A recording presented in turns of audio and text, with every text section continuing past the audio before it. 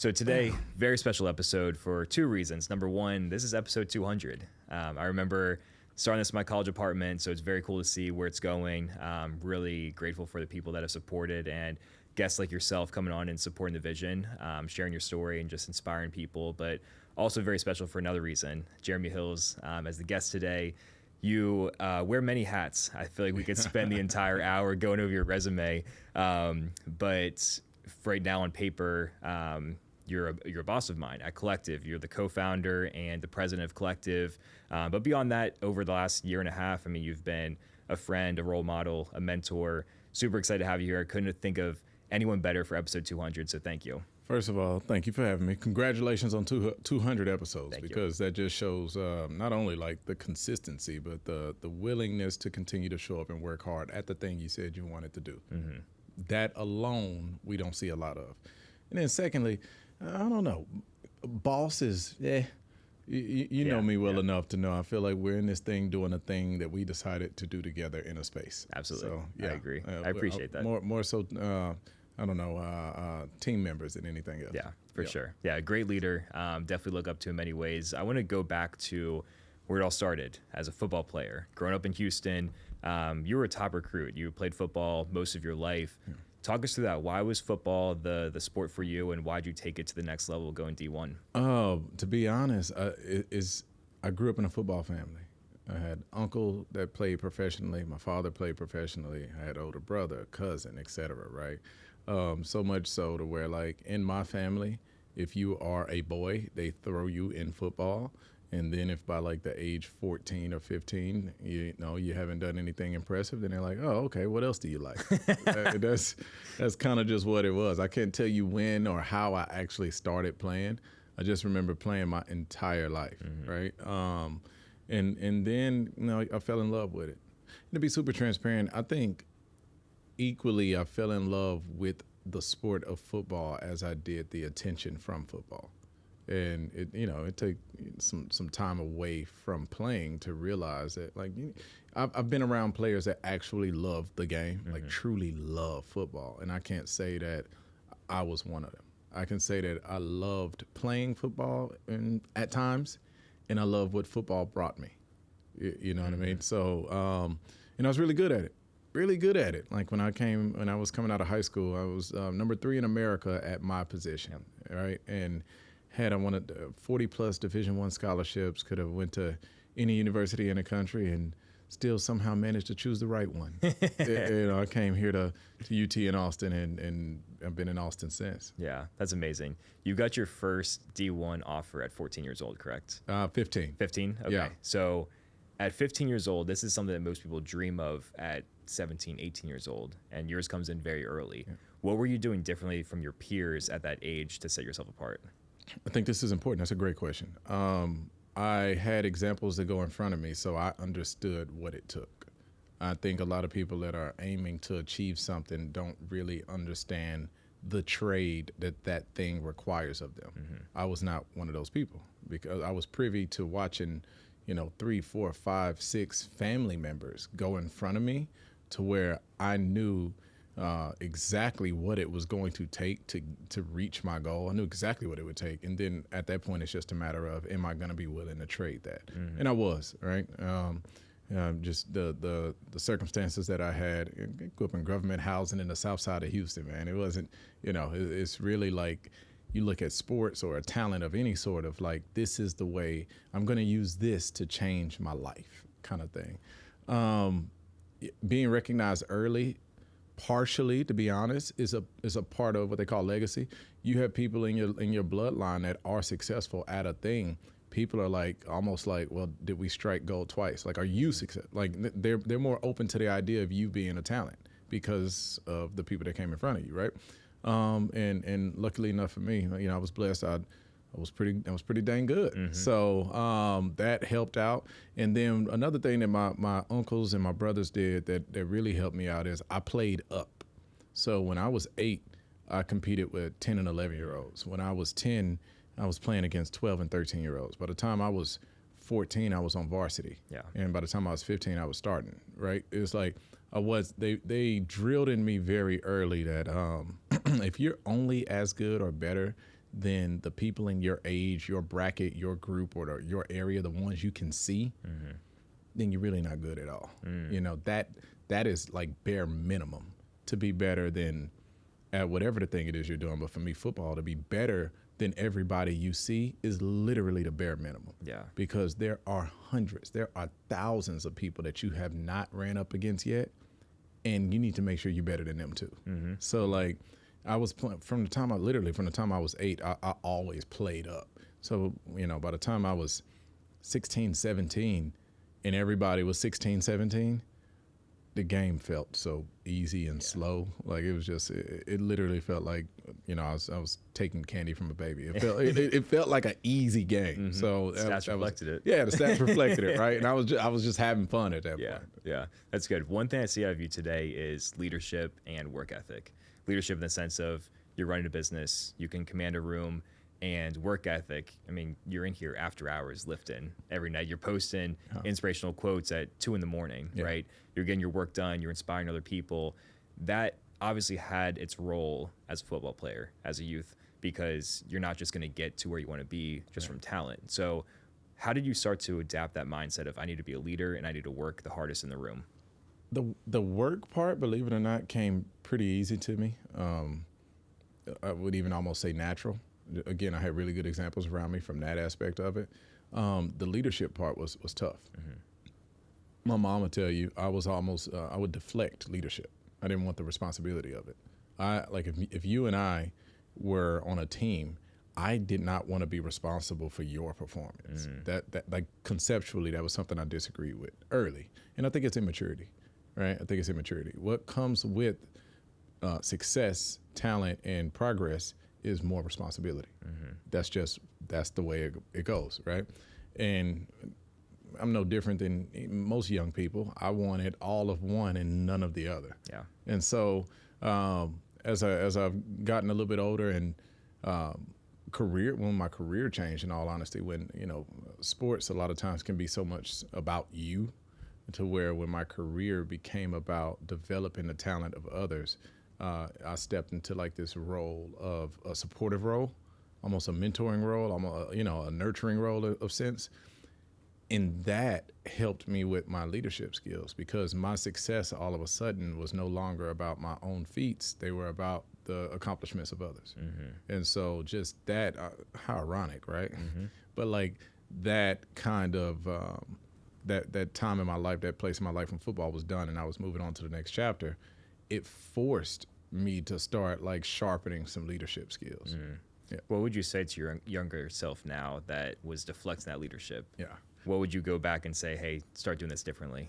Yeah, first I would tell him, you can't run from fate, baby. Yeah. It's a part of it. But what I would probably do differently, and I'm always weary about this because I've seen that movie, The Butterfly Effect. So I'm always weary about ever wanting to change anything. Right. But if I had to change something, I would do 2 things, honestly. I would make myself, I was always so future focused that I don't believe that I truly began to enjoy the things around me until of recent. So I would try to tell myself, slow down and really try to enjoy this journey, right? And then secondly, specifically to your point about leadership, I would tell myself that it's not a problem, it's a privilege. And, you know, perspective is everything. The way I was viewing it as like, why is this my problem? It's almost like a woe is me kind of mentality. Again, immaturity. But the way I see it now is like, what a special privilege to be able to even be in front and have a say and an impact in the success and progress of others. Like that as a concept, what a privilege. Yeah. Right. So like, I think like early on, the earlier I could have like changed my view on that, I would have probably made a bigger impact. That's good. Let's talk about when you step foot on UT's campus as a freshman. You're coming in as number 3 player in the country.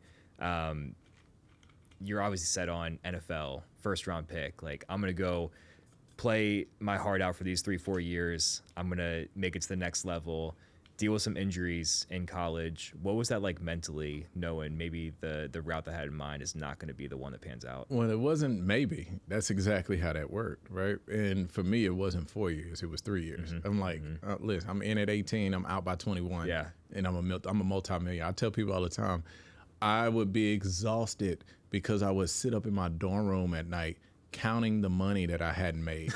I was like laying there, oh my gosh, I just bought another car. Yeah. That's how, but that's how much I believe in myself. That's how much I believe in my ability, my work ethic, and that's how I would almost manifest what I wanted in this life, right? But it was tough. It was so tough because, fast forward from a freshman that was coming on campus thinking that he's the man to then being humbled by the game itself. And then, transition into a leader that was on, a championship team at Texas, and then transitioning out of football. I got hurt, and that's it, right? That's what happens my senior year. Ripped up my leg, ripped up my ankle real bad, and that's raps. That's just what happens, right? I always tell people all the time, if you've never been hurt in a sport, you just didn't play long enough. Everybody gets hurt. Yep. Every single person gets hurt. Now, the severity of the injury, that's what changes, but injuries happen, right? The tough part is I spent so much time developing a skill set and didn't spend enough time developing the man. And I think that was exposed post-college because now my shortcomings were what needed to be my areas of strength, and the skill set physically was very limited in its value for my new reality. Yeah. So like that, think about like flipping the world kind of upside down was what I was living. And now you fall into that sad place because you're just you're young, you're 22, trying to figure some things out. Life is like life does. It wasn't linear at all. And it had its ebb and flows, its ups and downs, and it was a down at that moment. And you're trying to figure things out. Yeah. And I always say, rock bottom has some great soil. So like, what are you gonna do here, right? And so, ultimately, I mean, obviously, right? Like, started to develop myself, started to train myself, started to refocus, started to take these skills that I possessed and figure out different verticals and avenues to now utilize them in. Yeah. And took a very long time, but it was worth the journey. The journey has been phenomenal. I'm 35 now, and that was 21, 22 at that time. So you're thinking like 13, 14 years of just being a student, not being an expert, figuring things out, failing forward, and enjoying the ride. I wouldn't trade that. Yeah, that's huge. It's so prevalent in athletes today too. Like, you have that top recruit that goes through college, they don't make it to the league, or maybe they hop on a practice squad for a year, they get cut. It's like, what now? Most of them, like, they have the physical traits, they have the skill, they have the leadership and the teamwork, but their identity's all in football. Exactly. That's dangerous. Yeah. And I see it all the time. It's taken away, and most of them, they don't know what to do with it. Yeah. And like, I think you're a great example of athletes to look up to, is like, that can be taken away, but you can still take those qualities and that mindset and turn it into something way bigger, way better. You have transferable skills, right? So like figuring out, but it's like anything, not every skill transfers exactly the same. It's not apples to apples. So figuring out what works, what doesn't, and then when you figure out what works, figure out how to apply it. Like, what worked for you directly in sport is not going to be exactly the way that it works in whatever the next thing is. All right, but being willing to try, being willing, again, to fail, being willing to be vulnerable, being willing to be, a beginner. You know how tough it is for somebody that had got to the level of being an expert in a space to then no longer be included into that space and now have to just be a beginner? Yeah, it's humbling. It's humbling. And I think that's the perfect word, because where there's ego, there's little growth majority of the times. So it's like you shouldn't appreciate that the opportunity to grow, there's nothing but growth, because you know nothing.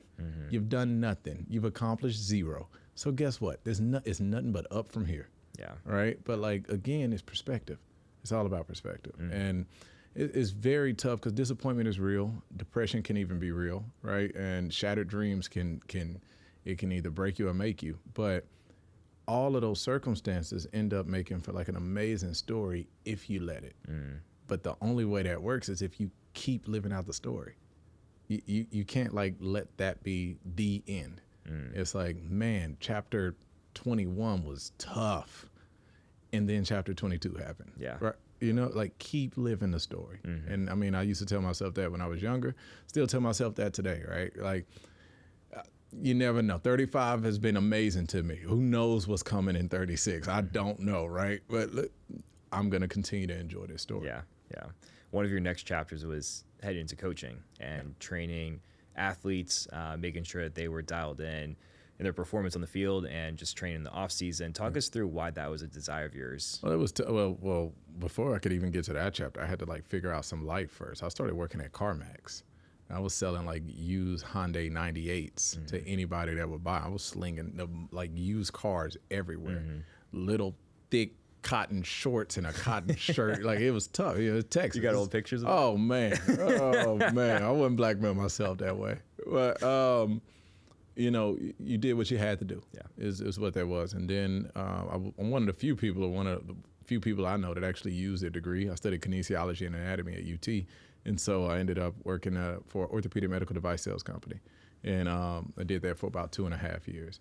And then transitioned from there into like writing out programs based on, my just new deep studied skill of anatomy, and then try to pair that into like, what does sport demand say? What does anatomy agree with? And then how do we create a training program that is kind of based in both performance and longevity? What does that look like? And and for the first time in what had felt like a long time, in reality, it was maybe 2-3 years, I was energized by the thought of discovery. Yeah. Figuring things out, trying to grow in a space, et cetera, et cetera, et cetera.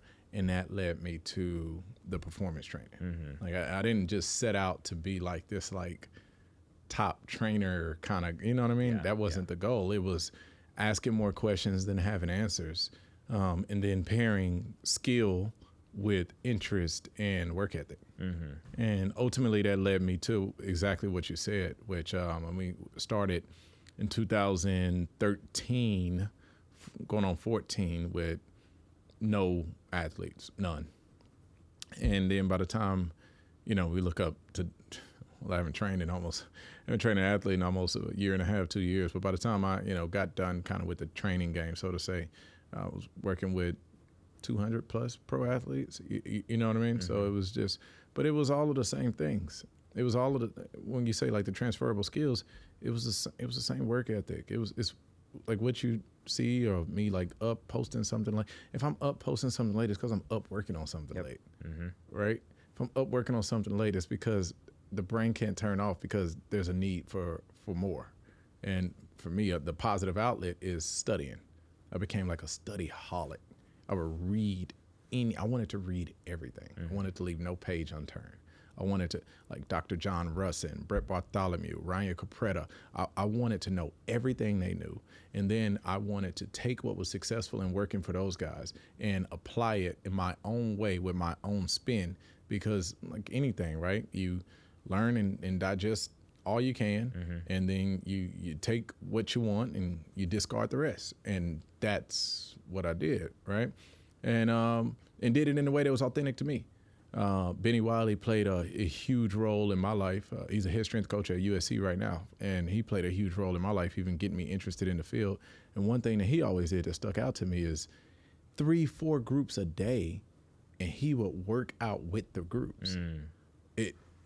It blew my mind. If you ever even thought to open your mouth to complain during a workout, you look over and it's this 40-plus-year-old man that's on this exact training session for the 3rd time today, right? Yeah. So I took that and I started doing that myself. And so it was fun because work was becoming fun. I was able to properly lead an athlete from point A to point B while being in the trenches with them. And it started feeling like sport again. And so, I went a decade strong of having fun. Yeah. Like it was one of those things where the teacher steps out of the room and they say, Matt, you're in charge. That's what it felt like for me, of like, hey, I gotta be in charge here, But ultimately, I'm just like y'all. And you know, work became the most fulfilling thing that I was ever doing. That's amazing. So you had the degree, you're self-educating a ton. How'd you get in front of the first athlete to say, here's why I'm worth your time and money to make you better? Yeah, the worst business plan in the world is how that happened. I had some coins saved up from the ortho position. Yeah.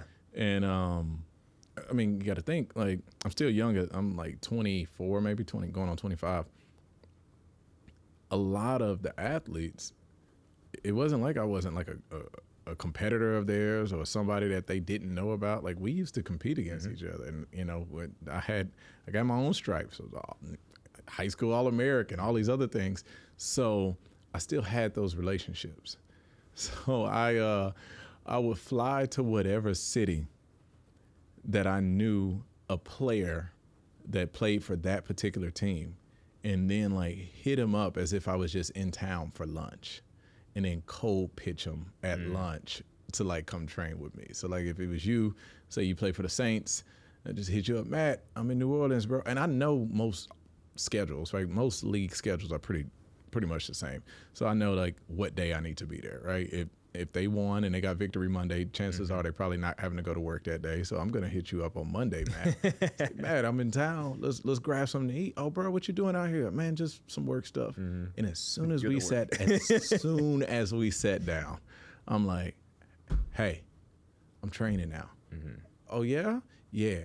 I think I can help you in the off season. Here's how. Right? And Matt, I did that 16 times. I didn't get a single ad. Really? Now I went 0 for 16, right?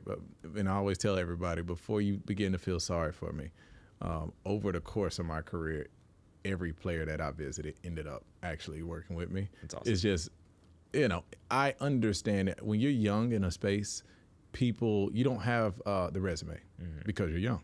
So you don't have the experience to go along with the resume because you're young. And people only know you as they knew you. So the only way they didn't know me as a leader in the training space that they should put, you know, blind trust in for the off season of their career that, you know, like I know can be here today, gone tomorrow. It was more so like, nah, I know Jay, the running back, and we used to party together. Yep. I don't know if I want you leading my off season, right? And respectfully, looking back on it, I get it. I probably would have said and did the same thing, but. What I do tell people, especially young people, is if you always want to be known for what you're doing, not for what you've done, right? If you're going to be known at all, you should be known for what you're doing, not what you've done. And you have to be able to accept some rejection and continue to move forward. And that's exactly what I did. And ultimately, I ended up getting 2 athletes. And both of them, I got both of them just because they were both in Austin for the off season and needed somewhere to train. Yeah. And so that was the start, and that's where we started. And then one thing I did really early on that was tough to do, but I think was a pivotal decision, was stop comparing myself to others. And like I immediately decided to compare me to me. And I'm going to compare the progress of January 2015 to where I was at January 2014. And I made the decision that this is a long game and I'm in it for the long haul. And in doing that like released me from like this pressure of needing to win it all right now, like lottery style. It was more so of like this master plan that I was trying to put in place that I knew I would look back on 15, 20 years later and be happy that I chopped every piece of wood that there was. I laid every brick that there was, and I took this thing step by step and really built something to be proud of. Yeah. Like that's where my mind, I more so looked at it like, this isn't how I get rich. This is what I do now. When somebody said like, this is what I do. And so in doing that, I literally just took it year by year. Because the thing is that if you're going to target the demographic that I targeted, they're on the same schedule. You only have the opportunity to improve on your clientele base, your numbers, your input, your impact, your platform when the next off season comes. That like you are a prisoner to the schedule that is the NFL. That's just the way it works, right? So you're gonna be here for a while.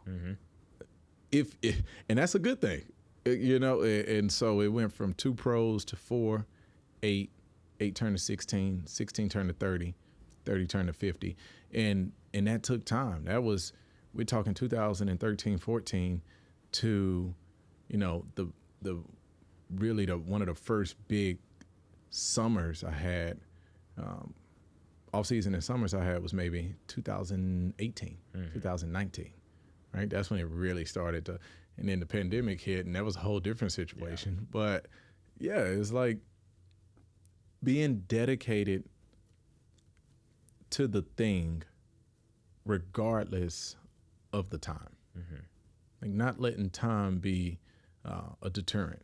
I'm not going to allow time to like make this all of a sudden not worth it. This is worth it, and it's going to take however long it takes. That's good. That's very special. It's a rare mindset, because a lot of people would give in and just say, I'm going back to CarMax. Back to whatever. Oh, yeah. Did you ever First of all, going back to CarMax was not an option. All right? I believe it. Those cotton shirts, man. CarMax got to do something about it. I mean, it's like triple cotton. I mean, bro, that's the only thing to stop. What are we doing? I'm burning up. It is hot. But no, going back to CarMax was not an option. Yeah. Did you ever feel like, let me just go get the 9 to 5? Like, was that ever an option of walking away from this? Because it's a tough path to go on and start on your own and pitch NFL players. Like, you're going for the elite. So I mean, I looked at it 2 different ways. I either build it from the ground up, or I influence it from the top down, right? I either train a lot of kids, and then some of those kids, you know, think of a pyramid. Some of those kids go to high school. Some of those high school kids get college scholarships. Of those college scholarships, a percentage of them end up making it to the NFL. Of the ones that make it, a smaller percent from them actually end up sticking in the NFL. And because I did that the right way, then I can get more kids. And then those kids, I can do that, or I can go right to the top. And if I'm successful there, I'm successful everywhere. And so I just took on what I believed was the bigger challenge, and I knew it was going to require probably something different, a little bit more, but I knew it would be worth it the way I wanted it to be. Yeah, that's really good. You spend a lot of time around athletes, not only as an athlete yourself with your teammates and competitors, but also as a coach, working with professional athletes.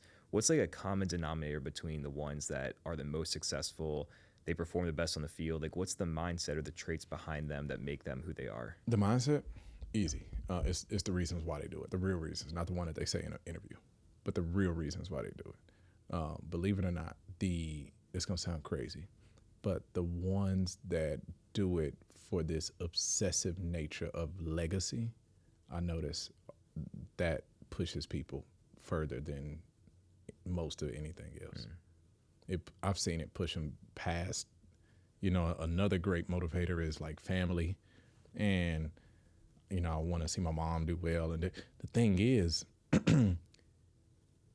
if you think about a motivating factor, is it as motivating after it's accomplished? I want to see my mom in a house. What happens after she has the house? Yeah, it's done. Right? It's like, I want my family to be in a different spot. Yeah, what happens when they are in a different spot? Right? I want us to be free of financial. Yeah, but then after that happens, then what? But the ones that I've been around that have like this, is for like, don't get me wrong, all those other things exist to an extent, but it's really about them. They feel like this is why they're put here. Remember I told you, I've been around some guys that love ball. This is why they're put here. And they're using this to make their impact, and they're leaving this to leave their handprint on the world. Yeah. Like, those very few and far between athletes that I've been around with that type of mentality, they're wired different. They push different. They train different. Like, everything, it's almost, it's different. And different is, I guess, the word of choice, right? Is where it's like, bro, it's rare. Yeah. It is rare. Even amongst, like, I'm literally not talking about that it's dependent on talent. I've seen some of the most talented not be some of the most dedicated. I've seen some of the most dedicated not be some of the most talented. But the rare, the special ones, they're blessed with these gifts, and they work like they don't have them. And it's not for any other reason other than for themselves. Like, you know what I mean? Yeah. It's almost dark. Yeah. Truly, it's almost dark. But that's what I notice as being one of the biggest differences between some players that I've been fortunate enough to work with that ultimately will become legendary. Some of them are literally up for the Hall of Fame now. Yep. And versus the other ones that are just make a lot of money playing the sport. Yeah, absolutely. I'm sure you can relate to that mindset as a former athlete, but now an entrepreneur. What is your why? Oh man, it's funny enough. I just got done describing that. I think it's pretty similar. Yeah. Right. Mm-hmm. I try to do it from a healthy space. But Matt, believe it or not, I'm doing this for me. Yeah. This is my contribution. I have to see what all I'm capable of before my clock runs out. I've even said, like, I have zero plans to ever retire. I want to die working on something. Mm-hmm. Like, I want to exhaust everything because I have to see. They told you I'm curious. Yep. I have to see what all I'm capable of.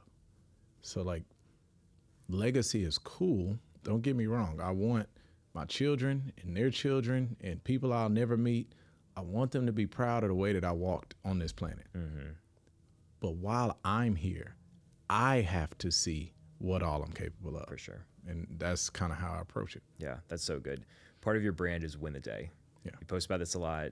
Several months ago, we were sitting in your office and you explained the story behind win the day. Yeah. I want you to share it here because it's so powerful. I mean, it was a necessity is what it was. I was in a spot that wasn't the best one to be in. I was waking up, I was living north Austin, Pflugerville area, and I was working at a gym as a trainer that was in South Austin, right? And my first client started his day at like 5:30 in the morning. Mm-hmm. And as a trainer, you need the session to be set up before your client gets there. And what you can't have is an excuse of traffic, or there's no reason why your client should ever beat you there, and they shouldn't even be walking in while you're setting up. Yep. You need to be bright-eyed, bushy-tailed, same type of energy, ready to go, welcome them into the space, ready to get after it, mm-hmm. right? And so for me, it was locking in to that moment, how uncomfortable that actually was. Like the thought of 4 o'clock in the morning, 4:15 in the morning, literally being my wake up time, not for today or for tomorrow or the next day, but period. Yeah. Like this is when I wake up because this is when my day starts, right? This is when it's time to like hard hat on, clock in. And when my feet first hit the ground, I needed something because you've been there. Mm-hmm. Feet hit the ground one day a little bit slower than it did the day before. Mm. You sitting there pausing for a second. Yep. Yeah. Fall back. You might fall back, Yep. right? But for me, it was actually, to be super transparent with you, it was a Bible verse that would always come to my mind first. I forget the actual verse. It's in the book of Proverbs, and it said, "Lazy hands make a man poor, but diligent hands brings wealth." Mm. That would play in my head, and then my feet would hit the ground. I'd say, "Win the day." Like nothing matters. I can't be enamored with the future. I can't be distracted with the past. The only thing that matters is what happens now. Mm-hmm. And like horse blinders on, making myself be present in that moment with everything that I had. And all that means is getting my ass out of bed. Yeah. Getting going. And then by the time I'm in the car, music's up, it's time to wake up. By the time I'm at the facility, they would be like, man, this dude comes in here like a madman every day. Well, yeah, y'all don't know. I just won a mental battle, and it ain't even 5 a.m. yet. Mm-hmm. You know what I mean? Like that's what that was. And then ultimately, it just became a mindset that I applied to everything. Because I literally, Will Smith has a similar logic, but he calls it like the treadmill theory, yes. Right? And mm-hmm. It's a very similar thing. It's like I won't lose because Jeremy Hills, I won't lose because I know how to dedicate myself to now, mm-hmm. and I'm not afraid of the unknown. People, you know how many times people get defeated by something that never even happened because they lost up here? I've won that battle, and then I will give everything to now, mm-hmm. and that's ultimately what win the day really is. It's like being locked into this moment. Yeah. Like what does this moment require from me? That's so good. Did that fuel go throughout the entire day? Because like, it's easy to, or not easy, but if you have that spark in the morning, you wake up, you do that training session. If that's, hey, you're going through 1 hour, you got a little bit of a break. Yeah. Some people could go take a nap, go fast food. If that's a part of it, right? Whatever it means for them at that moment. Yeah. But that's what I mean by like life is just a series of moments. Yeah. But so, what drives you at like noon, 5 p.m. Like, hey, I've been awake for 12 hours now. Dedication. Yeah. Truly is that I'm human, bro. There are some days I do not feel like it, genuinely, and that's when the motivation wears off. When the day is the motivation, right? Let's get it going. Let's get, that's the rah-rah almost. But dedication is what carries you. Like, I'm doing this for no other reason than because I said I would. That's it. Yep. I'm not incentivized by anything else other than the fact I said I would. And what I say is pen. It's permanent. It's gold. It doesn't move. Like, that means something to me. That's the contract between me and me. And I hold that above any other contract. So it's like, like dedication is ultimately what carries me through a day. That's why I'm where I said I would be when I said, like if things are outside of my control, but me quitting on something, me saying I changed my mind, no, that doesn't exist. That doesn't exist. Yeah. If we said we're going to do it, we're going to do it. And if we want to quit, then we just won't do it again after we completed it this time. But we're going to do it. Yeah, I love that. Part of this is identifying the win. You talked about this with Tony on his podcast when that launched. Let's talk about like when you go into a moment, whether it's a business meeting, a workout, how do you mentally frame what a win looks like? That is a very important but tough part, right? Because it's so different, but it's important to do so. So for me, when I'm looking at it, I'm like, does this further the ultimate goal? Is this a piece of it? Like, because the tough part, Matt, is that opportunities and distractions look so closely the same. And so I've seen people, a lot of times they think they're, seeking or exploring an opportunity, and it's really just a distraction. I've seen people like discard something because they think it's a distraction, and it was really an opportunity, right? And it's like, well, how do I tell the difference? Alignment, being very clear on what the North Star is, reverse engineering to exactly where you're at, understanding that there's going to be pieces within your day, your week, your month, your life that are going to aid or take away from what you said to yourself is the goal. So a win for me is simple. Is this a step closer to what I said? Yeah. Not, does it make me excited? Not, is it cool? Not, is it popular? Not, how much does it pay? None of those things. Does this take me in the direction that I said I want to go in? If the answer is no, not now. If the answer is yes, let me hear more. Yeah. But by the time we commit, we're doing it. That's how anybody that knows me know. If we commit, we're doing it. 100%. That's it. Yeah. That's it. A lot of people struggle with saying no these days. Yeah. Like it's so tough. Or you hear like, "Oh, I'll let you know in a week," and you're just it's pondering. It's just taking that mental energy. So, what would you say to someone who maybe is pretty clear on where they need to go, but those distractions come in and they're not too keen on saying no to those things? I think they need to get more familiar with confrontation and being okay with tough conversations. And I would even challenge that those people should probably try looking people in the eye. These are just some of the characteristics I see that are around each other. Yeah. Most people, even if they're having hard times committing, they probably are trying to please people and don't want to disappoint. And now all of a sudden, you're just all over the place. Yep. You got no clue what's happening. You're at the whims and wishes of other people. You know what I mean? Like, I think instead of aiming to be liked, if you're going to aim to be anything in a relationship, be respected. Yes. Let your word stand for something and let people be able to say, I don't agree with him, but I respect him. And let that be okay. Let that be okay. Like, you shouldn't, at least I don't believe you should. I don't think you should be out here trying to be liked by everything. My older brother taught me that. He said, if you're liked by everyone, you don't like yourself. And I was like, explain that to me. He said, bro, as a people, as humans, we can't even agree if the world is flat or in a circle. Yeah. Why would we all agree to like you? Yep. If everyone likes you, I would ask that you check yourself.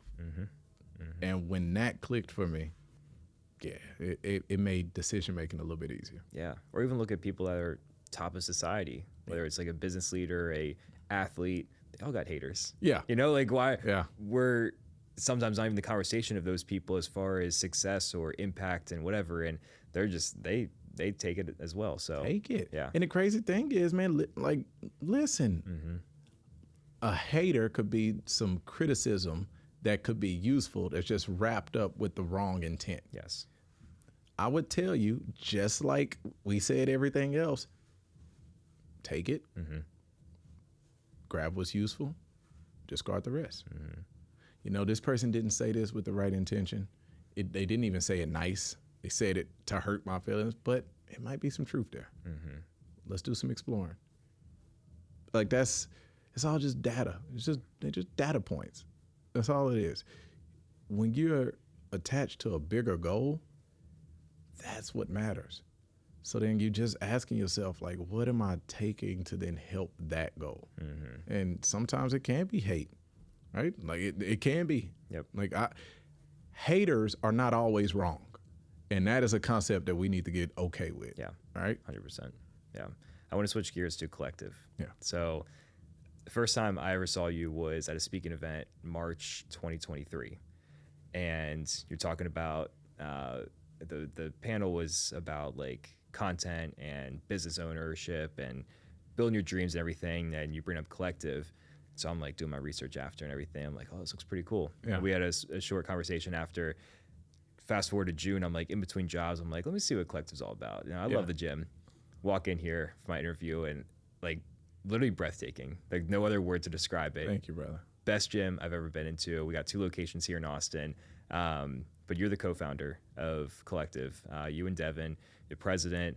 Let's talk about what the concept of Kollective was before the first location opened and what you guys are trying to achieve here. Oh, man. So I met Devin. I inked a deal with Lifetime Fitness to grow a program called All Grind, which was an athlete-inspired group fitness program. And we got the deal done, and then COVID happened. So they had to furlough the deal, which I wasn't mad about, right? It worked out for me. But in that time is when I had met Devin, and we got pretty cool.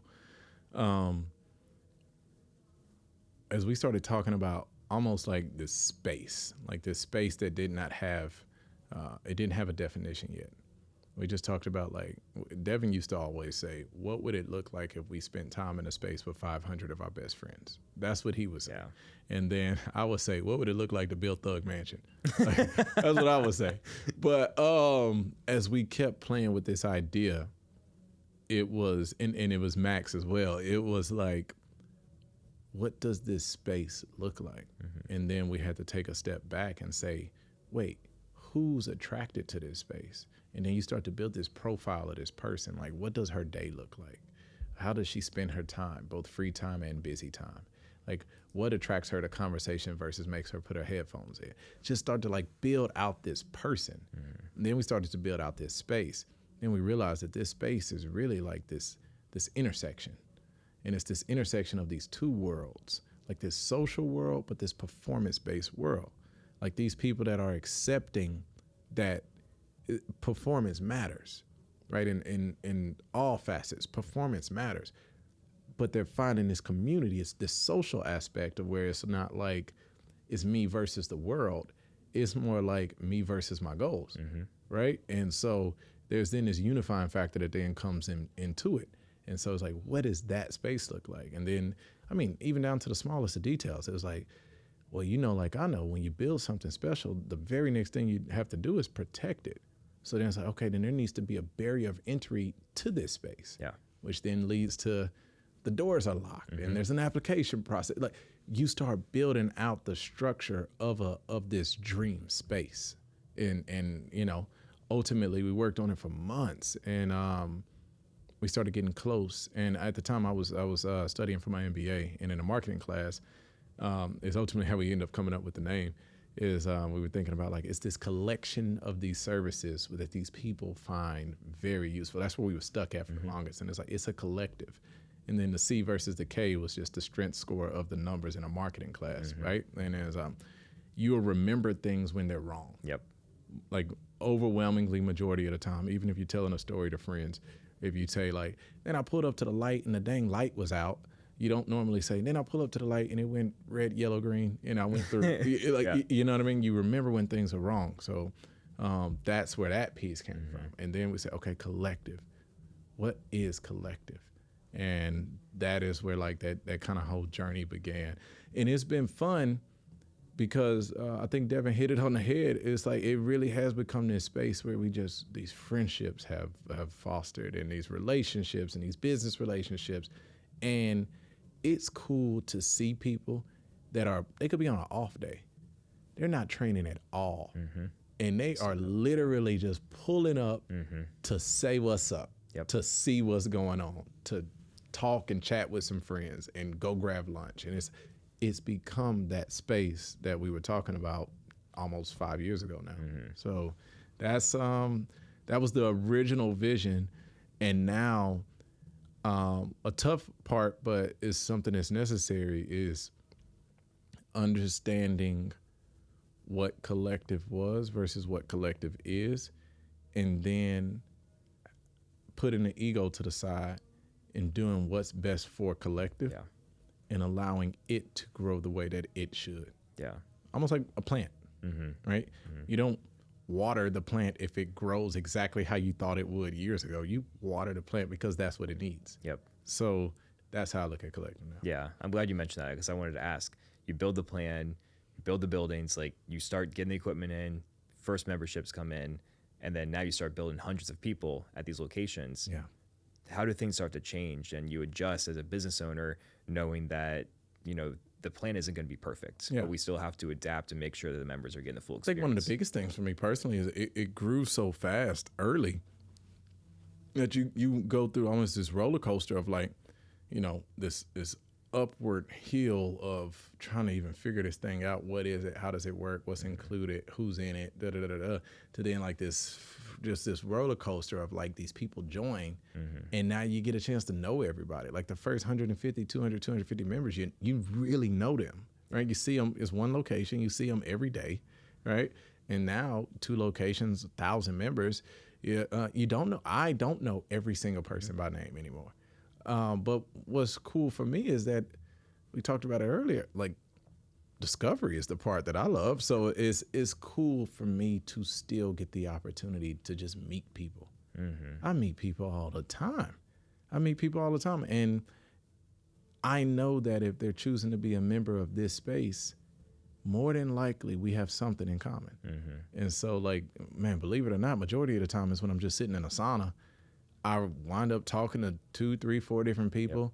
20, 25, 30 minutes goes by. And when I come out of that sauna, it's something energetic that's happening, right? And I'm sure you've experienced it. So like just still being able to, like I said, 2025, going on 5 years of working on this thing, still being able to have those moments, make it just as special. It's just different.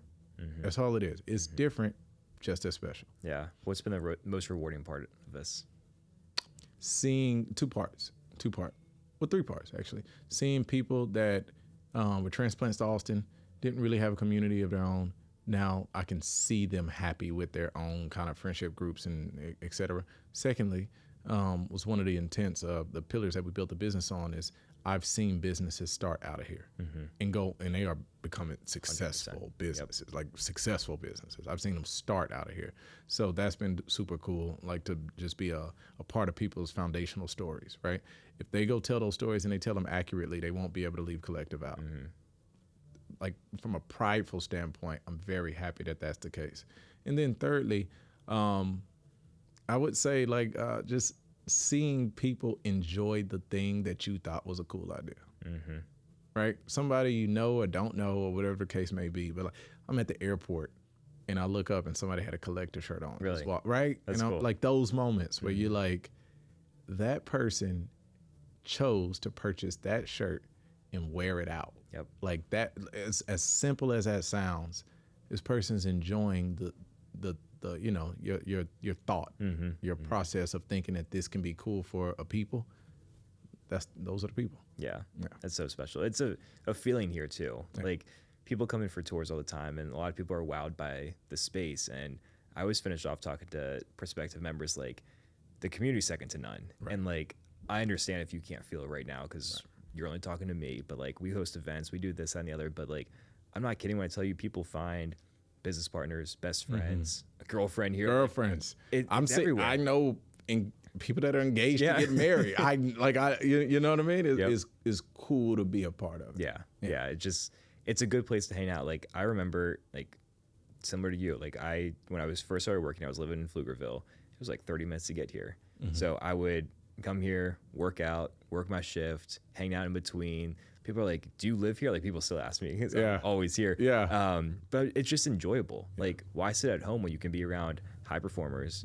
You got somewhere you can go work. You got somewhere that you can eat your food, the whole work thing. out. They're like playing pickleball, they're training, they're working out. At the South location, they've started a run club now, like members. They started a run club now, and now they're like, I'm picking up 2 hands the other day, and I'm like, oh, there goes the run club. Like, you know what I mean? Like, just seeing these mini communities form because of the ability to connect with a like-minded individual in some aspect, while still keeping the diversity at a premium, so that it doesn't just become washed of only being attractive to one type of person. Like, I think that's where the power is. Yeah. Right. So, yeah. Ideally, that continues on. For sure. One thing that you mentioned to me before was you have to do the main thing right, and then you can branch off and do other things. So the main thing for you here at Kollective, assuming this continues to grow and do what it needs to do, what else do you foresee yourself getting into in the future? Personally? Like outside of Kollective? Oh. I know you have a lot going on right now. No, there's something that's been truly like tugging at me for a long time, and I just recently, actually earlier this year, like listened to the calling and got it started. I started a Collective Effort, which is a nonprofit organization. It's amazing. And started doing like work in the community. I've been blessed, man. I live a kid, like my mom's retired. I'm sure you see her here every Tuesday and Thursday with Ryan. Like, you know, her energy's crazy. Like, I look at my life and I'm just like, all I can do is say thank you, right? And then I feel this pull to share, and not just share resources or capital, but share opportunity. And so right now what I'm doing with Collective Effort has been some of the most meaningful work that I've done in a very, very, very long time. That's beautiful. We're helping underprivileged neighborhoods through philanthropy, education, sports, all of it, right? I've been working with the Gear Up grants through the University of Texas for the education sector, and I've been able to grab like Dr. Colin, I've been able to grab Rashana, I've been able to grab Christina, an attorney, Esquire, right? These high-level performers, and have them come meet these kids where they're at and tell them why they love their job, the tough parts about their job, how to get to where they're at, and then make these plans of action, as well as understanding like, hey, these are some of the mental things, some of the emotional things, some of the struggles that you're gonna encounter along the way, and this is how you prep for them. Just like, almost like a playbook. Like, hey, this is the playbook for what I do, right? And then seeing these kids go, high school kids, college freshmen, now be able to have somebody to relate to that is doing the thing they say they wanna do, right, in real time. I'm like, man, this has been fun. This has been cool. We did a free football camp this past summer in Houston, and hundreds of kids showed up. Kids from Memphis drove in with their parents, right? And I mean, the event got so big that we're gonna now partner with the city of Houston to do it again this upcoming summer, right? Good. And so for me personally, I know I'm probably going to disappoint some listeners, but it's not really a business endeavor that I'm really focused on next. It's more so the Collective Effort. Yeah, even better. I love that. One thing we're working on now, I'll drop this, and I'm super excited about it. Working with Beyond Buckets, which is a derivative of Gear Up Foundation. We're going to take some of those same underprivileged students from Marlin ISD throughout different areas of Austin, even Houston as well. I think we're up to around 12 to 15 kids right now. I'm taking them to Paris in January. Oh, amazing. Yeah, we're going to go watch the Spurs play. Wow. Right? And we're going to do like interactive events. We want to go, some people potentially may want to do study abroad. Yeah. We're going to go visit some universities while we're out there. Like, I'm finding this wild fulfillment in doing this work. Yeah. So good for you. Yeah, I can see in your eyes too. Yeah. Fired up. That's what we're going to keep doing. Yeah. That's amazing. One thing I don't want to brush over is you're also a dad. Yeah. What is something you're preaching to your kids to grow up in today's society, become successful, live a purposeful life? The number one thing, especially for my daughter, right, is I want her to challenge everything. We don't accept answers because of the person that said them, right? That we're not a respecter of persons. We're a respecter of principle. Yeah. And so we respect positions. So yes, sir, no, sir, yes, ma'am, no, ma'am, because of the position. Even if we disagree with the lifestyle and choices of that individual, but what we allow inside, those are going to be principles, right? And so I want my kids to be comfortable with challenging everything. It doesn't have to be a disrespectful debate in the middle of 30, 40 people, but you don't have to accept that information because that person said it. And I'm that person as well. All right, I tell them all the time, they're young. I got little bitty ones, but I tell my daughter, my son's too young to understand. He's going on 3. But I tell my daughter, like, you have to listen to daddy because daddy said it. But if you disagree, that's okay too. It's okay to disagree. It's okay to not want to do it. Because of where we're at and where you're at, you have to do it because I said it, but you don't have to like it. Yeah. You do not have to like it. You don't have to agree. I want her to be a free thinker. Yeah. And for me, I think more than anything, like that's probably like top priority. And then from there, when they get older, I'm gonna be heavy on them and finding out how they want to contribute to the world. Because ultimately, everything else that you say you want out of this thing, money, fame, I don't know, whatever it else is that you want that's self-serving, those things will come after you find out how you're going to contribute to the world. Like, that's what you need to figure out. Yeah, that's so good. Yeah. Good. Last 3 questions for you. Yeah. First, how do you define success? Impact. Inspiration. A project is only successful if it inspired others to do something much greater than what you did. Gaining more is not success. That's just gaining more. Success, to me, is the seeds that were planted along the way. Yeah. So impact and inspiration. Yeah, I resonate with that a lot. I just seen, we talked about it like last week, but the mental shift and everything in myself after walking through these doors and being around this community, like it can only be attributed to here. So then I would say, with hearing that, then I would say this place has been successful for you. Yes, 100%. Right? Yep. What is something you believe in that most people disagree with? That's a really good one. Something I believe, compete at the highest level with yourself, with anybody that's pitted against you. We did not choose the competitors. We chose to compete. That's it. Yeah. We don't let off the gas. We literally show up and meet a standard. And you're like, oh, people wouldn't disagree with that.